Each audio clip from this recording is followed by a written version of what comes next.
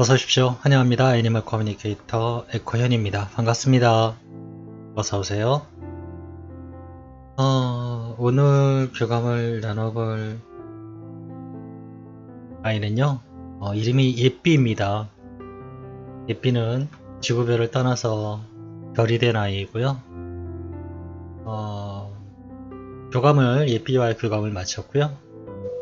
교감 나눈 내용을 녹화를 해보도록 시작하겠습니다.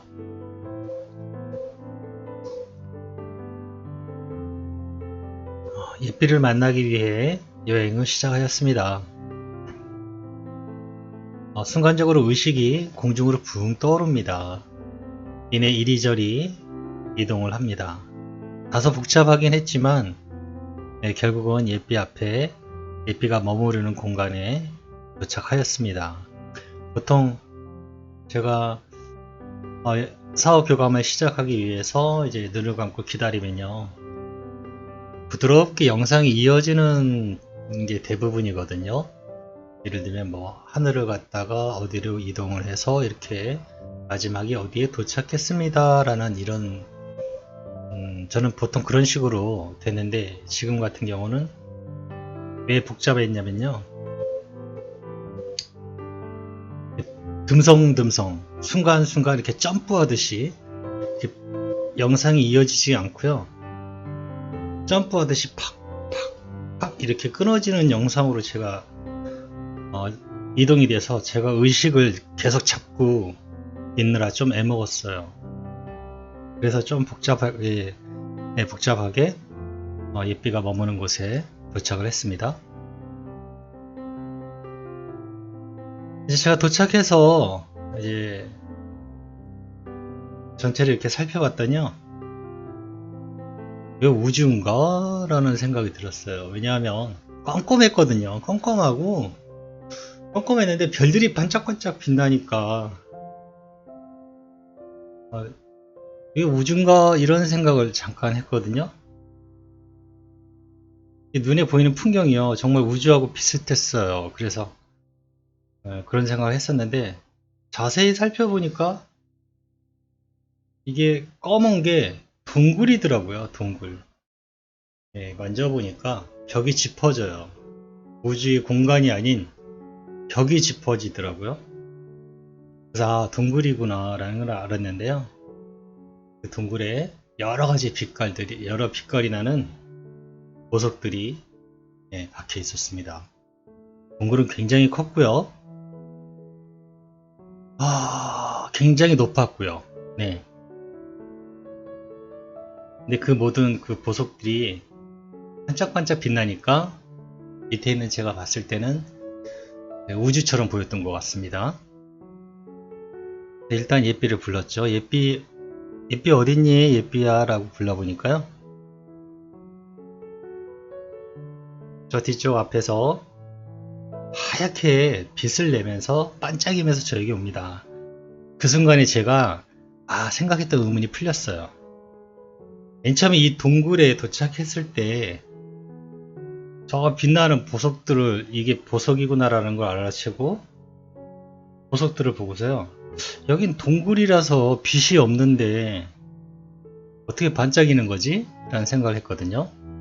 맨 처음에 보석 자체가 스스로 이렇게 발광을 하나보다, 야광처럼 그런 생각을 했었거든요. 근데 이제 예삐를 보니까 알겠는 거죠.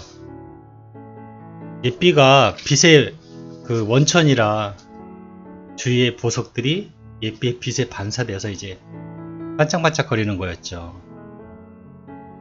그 하얀 빛 덩어리가 저에게 옵니다. 네. 인사를 나눴고요. 안녕 예삐라고 인사를 나눴습니다.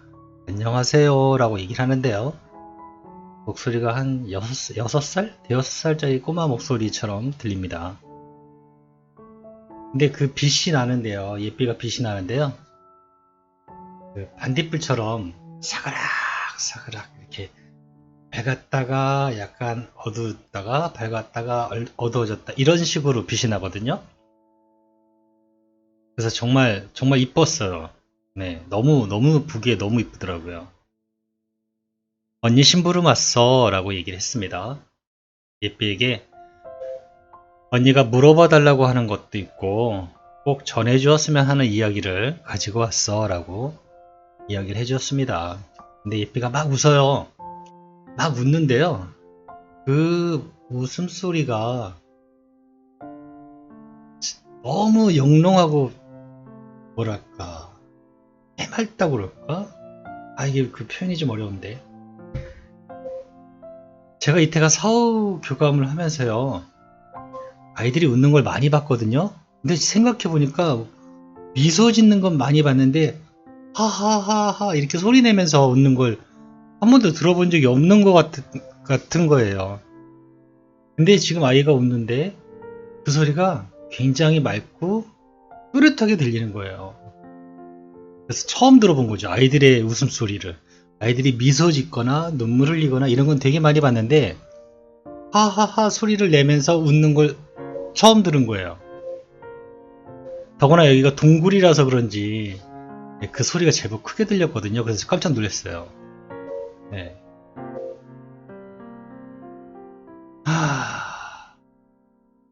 네, 일단은요 그렇게 됐고요. 언니는 예삐가 무지개다리 건너고 난 후에 언니를 만나러 온 적이 있는지 궁금하시대라고, 네, 궁금한 것들을 제가 이제 물어보았습니다. 하나씩. 네, 이런 마음이 듭니다. 예삐는요, 예삐에게서 애처로운 마음이 전해집니다. 그리고 이렇게 얘기하네요.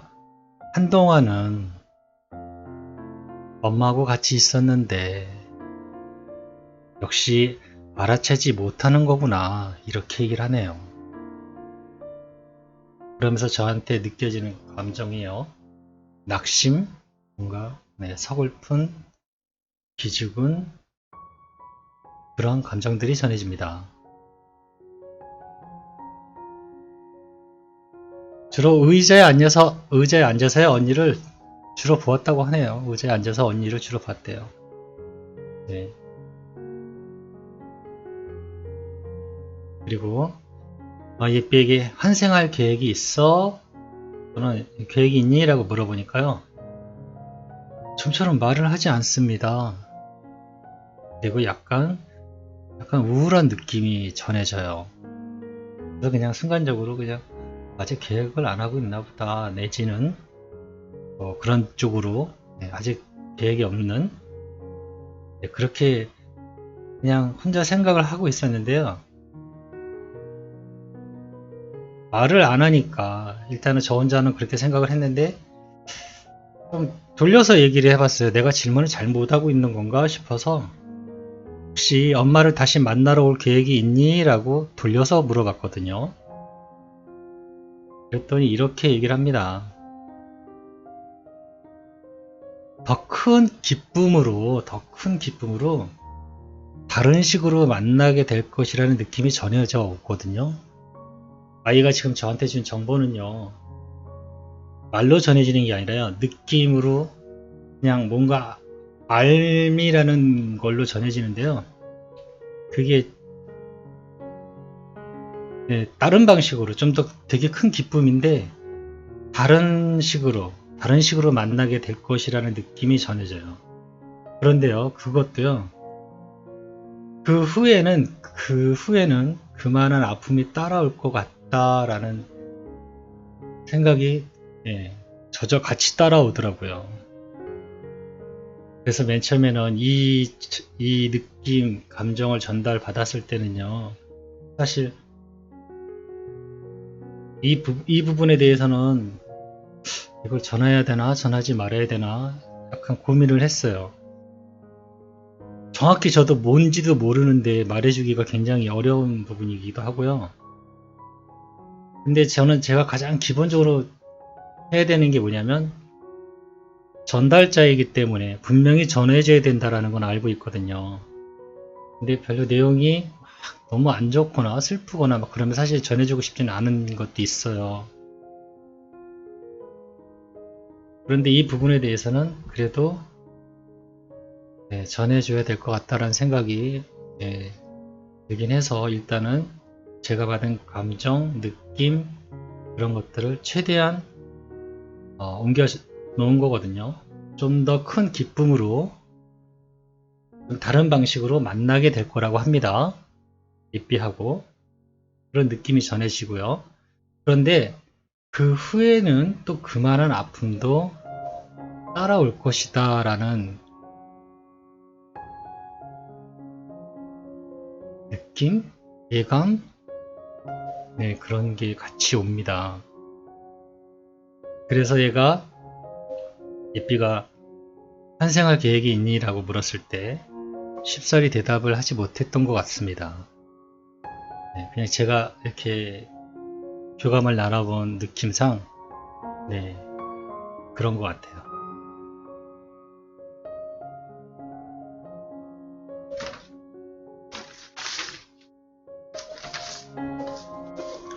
언니가 다른 강아지 데려와도 괜찮아? 라고 물어봐 달라고 하셨거든요.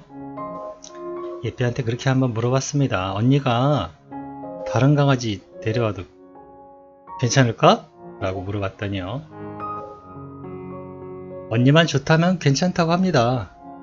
단 나를 잊지 않아야 한다고 합니다. 그 조건이 있습니다. 나를 잊지 않는다면 다른 강아지를 데려와도 좋다고 합니다. 대신 나보다 더 많이 사랑을 주지는 않았으면 하네요. 많이 슬퍼질 것 같아요. 만약에 그렇게 한다면 이렇게 얘기합니다. 네, 언니만 좋다면요. 그리고 잊지 않는 조건 하에서 네, 다른 강아지 데려와도 괜찮고요. 대신 예삐보다 더 많이 사랑을 주지 않았으면 합니다.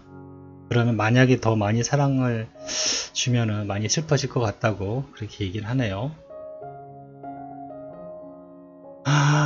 언니에게 하고 싶은 말이 있을까? 라고 물어봤습니다.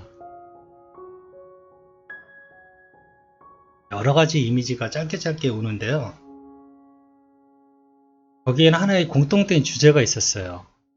언니에게 하고 싶은 말이 있을까? 라고 질문을 했을 때 오는 여러 가지 이미지 중에 공통적인 주제는 뭐였냐면요. 산책할 때, 목욕할 때, 어딘가를 이동할 때, 간식 먹을 때, 그 모든 행동에는요, 그 모든 행동의 중심에는 늘 언니가 함께 있었어요. 그래서 함께여서 좋았어요 라고 얘기를 합니다. 언니는 내게 언제나 빛나는 사람이었어요. 그래서 나도 언니처럼 빛나고 싶었어요 라고 얘기를 합니다. 이렇게 얘기하면서 저한테 느껴지는 걸 그대로 얘기하면요. 여러분들은 영화나 TV 같은 거 보면은 화면을 보느라 주변에 사물이 안 보이잖아요. 물론 저도 그건 마찬가지고요. 전부 흐릿하거나 거의 의식이 안 되잖아요. 예삐 눈에도 그런 거예요. 예삐 눈에는요. 언니가 보이면요. 다른 건 안 보이기 시작하는 거예요. 흐릿하거나 존재감이 없어지거나. 그러니 언니가 제일 빛나고 잘 보였다고 네, 이렇게 얘기를 합니다. 그리고 늘 함께여서 기뻤다고 합니다. 네. 혹시 예삐가 생각나서 언니가 울더라도 이해해 줄 거지? 라고 언니가 물어봐 달라고 하셨거든요. 이렇게 얘기를 합니다. 날 생각해 주는 건 언제나 기뻐요. 그렇지만 나랑 함께여서 즐거워서 우는 건 괜찮아요. 꼭 그래야 해요. 슬퍼서 우는 건 안 된대요. 자기와 함께여서 즐거웠던, 그래서 기뻐서 우는 것만 자기는 그렇게 했으면 좋겠대요.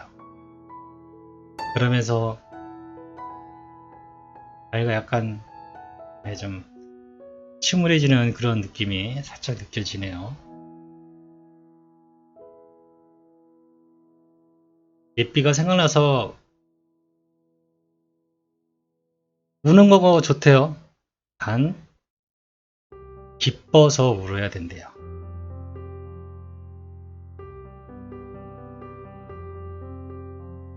언니가 보고 싶을 때마다 언제든지 오라고 전해달랬어 라고 언니 유충이 말을 전했습니다. 그럴게. 그렇게 이야기해줘서 고마워요 라고 합니다. 마지막으로 언니가 이 말도 부탁하셨어. 지켜주지 못해서 미안하고 정말 사랑한다고. 그 말 듣고요, 예삐가 이렇게 얘기를 합니다.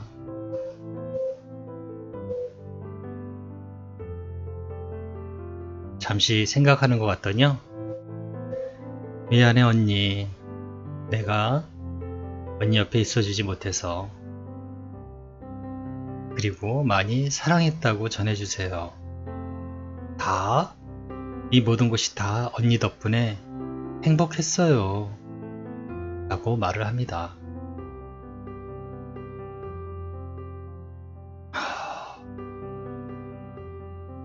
예삐와 교감을 마쳤고요.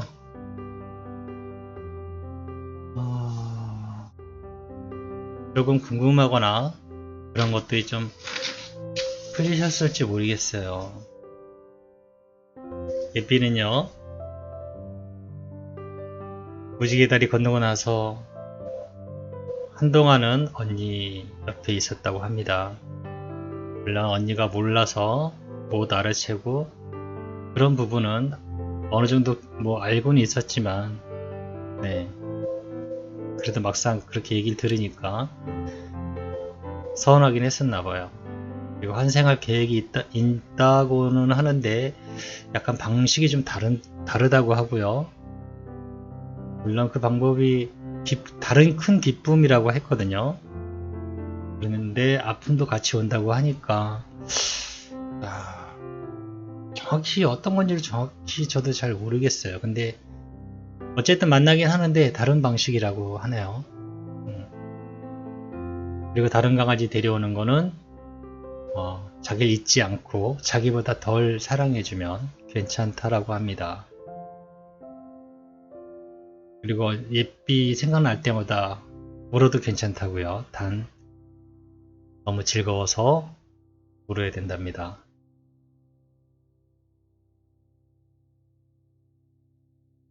다음에 또 다른 아이의 사연을 가지고 찾아뵙도록 하겠습니다. 감사합니다.